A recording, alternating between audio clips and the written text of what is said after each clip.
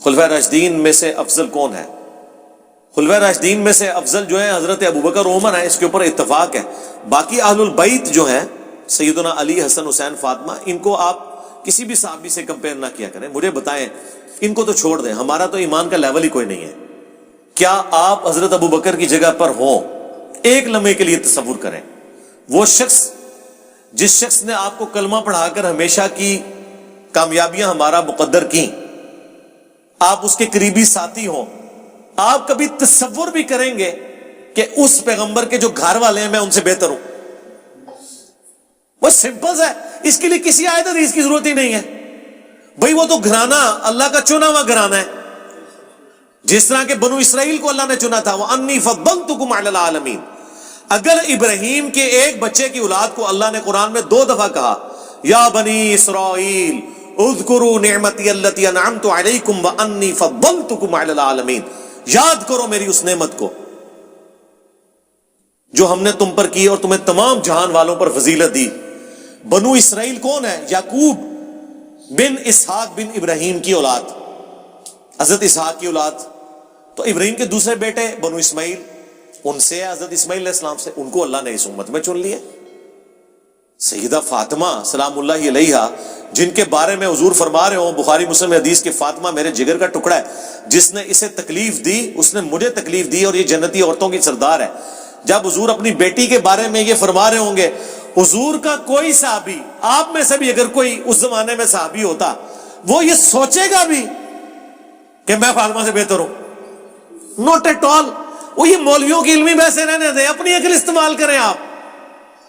حضرت ابوبکر نے ایک جملے کے اندر اپنا عقیدہ کلیئر کر دیا ہے۔ صحیح بخاری میں عبداللہ ابن عمر کہہ رہے ہیں، جن سے یہ لاگے پیش کرتے ہیں، جی بخاری میں عبداللہ بن عمر کہتے ہیں ہم صحابہ میں حضرت ابوبکر، اس کے بعد عمر، پھر عثمان کہتے تھے، پھر ہم کسی کو کسی پہ فضیلت نہیں دیتے تھے۔ تو عبداللہ بن عمر سے ہی پوچھ لو، صحیح بخاری میں ہی موجود ہے کہ وہ کہتے ہیں کہ حضرت ابوبکر فرمایا کرتے تھے محمد کے قرب کو آل محمد کے قرب میں تلاش کرو، اور اس حدیث کو امام بخاری حسن و حسین کے چیپٹر میں لے کے آئے۔ یار جو حضرت ابوبکر رسول اللہ کا قرب حسن و حسین اور فاطمہ اور علی کی محبت میں اپنے لیے تلاش کر رہے ہیں کہ میں ان سے محبت کر کے حضور کے قریب ہو جاؤں، وہ یہ تصور بھی کریں گے کہ میں ان سے بہتر ہوں؟ وہ آپ کی عقل کام کرتی ہے یار؟ چھوڑ دیں علمی فقہی بحثیں، اتنی لاجیکل یہ بالکل واضح باتیں ہیں، لہٰذا ان کو بحثیں نہ بنایا کریں آپ، ٹھیک ہے؟ رہ گیا مولا علی کا کہنا کہ اس امت میں سب سے افضل ابو بکر اور پھر عمر اور میں عام مسلمانوں سے، تو یہ حضرت علی کی عاجزی ہے الحمدللہ، ٹھیک ہے؟ انہوں نے تو کہہ دیا میں عام مسلمان ہوں۔ حضرت علی نے فرمایا کالے لباس نہ پہنا کرو کیونکہ یہ فرعون کا لباس ہے۔ او یہ بس جعلی روایتیں ہیں، کالے لباس کے اوپر اب کچھ رہ گیا ہے؟ اللہ کے بندوں، پہلے جا کے کعبے تک غلاف کعبہ کالا لاؤ نا۔ کالی کملی والے نعتیں لکھتے رہے، مسلم شریف کی حدیث کی بنیاد پہ مولا حسن حسین، مولا علی، سیدہ فاطمہ کو حضور نے چادر کے نیچے لیا، اور اما عائشہ روایت کر رہی مسلم کی حدیث، انما یرید اللہ لیذھب عنکم الرجس اہل البیت ویطہرکم تطہیرا، یہ آیت تلاوت کی۔ حدیث قصہ کہتے ہیں، سنی شیعہ دونوں کے ہاں، وہاں کالی چادر حضور نے اوڑھی ہوئی تھی۔ پھر بخاری مسلم میں موجود ہے نبی علیہ السلام کالی پگڑی استعمال کرتے تھے۔ مسلم شریف میں آپ نے فتح مکہ کے موقع پر کالی پگڑی باندھی ہوئی تھی، آپ جمعے کے خطبے میں کالی پگڑی باندھتے تھے۔ آپ کی عموماً پگڑی کالی ہوتی تھی، سفید تو بہت کم آپ نے استعمال کی ہے۔ کالی میں بڑی حکمت ہے نا، کالا کپڑا اتنی جلدی میلا نہیں ہوتا۔ آپ کا جھنڈا کالا تھا، آپ کا کرتا کالا تھا، صحیح مسلم میں آیا ہے کسروانی تیالسی جبہ جس کا دھون صحابہ کرام شفا کے لیے لیتے تھے، ٹھیک ہے؟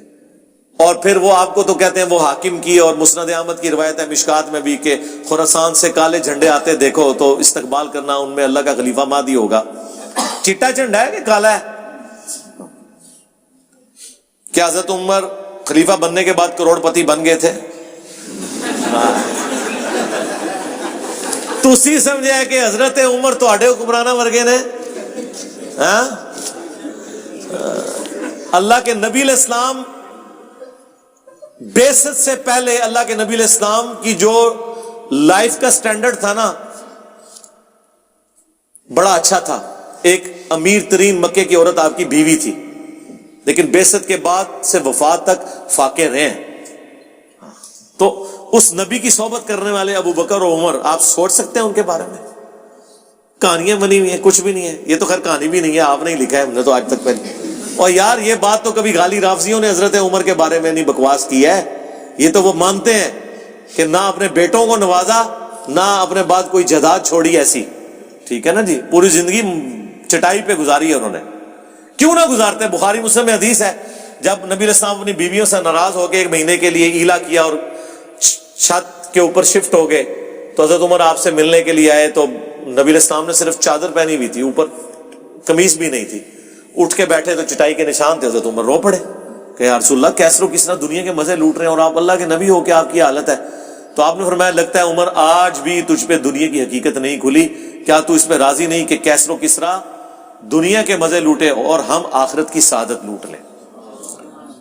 جس عمر نے یہ سب کچھ دیکھا ہوا تھا اپنی آنکھوں سے، آپ سوچ سکتے ہیں؟ اس لیے دیکھیں جب تک حضرت عمر رہے نا، اے سیدھا رکھے تیر ورگا سارے نو. ہاں یہ تو حضرت عثمان کے دور میں جب ان کے وظیفے لگ گئے، پھر تھیندے تھیندے تھیں گے سارے.